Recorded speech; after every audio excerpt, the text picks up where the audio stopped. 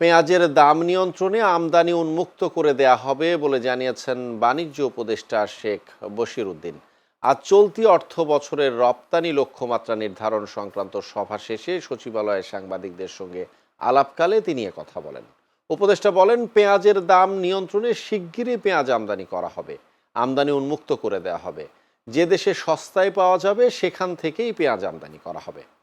পাটপণ্য রপ্তানিতে ভারতের নতুন বিধিনিষেধ প্রসঙ্গে তিনি বলেন, পাটপণ্য রপ্তানিতে ভারতের নিষেধাজ্ঞা আরোপ করার ফলে রপ্তানি লক্ষ্যমাত্রায় তেমন কোনো প্রভাব পড়বে না।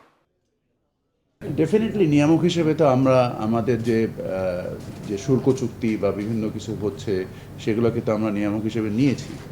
আর একই সাথে যে বিভিন্ন রকমের ফ্রি ট্রেড এগ্রিমেন্ট আমরা নিজেরাও এখন 3টা ফ্রি ট্রেড এগ্রিমেন্ট নেগোশিয়েট করছি। আমরা জাপানের সাথে করছি, সাউথ কোরিয়ার সাথে করছি এবং সিঙ্গাপুরের সাথে করছি। সো আমরা 3টা ফ্রি ট্রেড এগ্রিমেন্ট করছি। কোনো দেশের সাথে ফ্রি ট্রেড এগ্রিমেন্ট আমাদের জন্য উপযোগী বা সহায়ক নাও হতে পারে।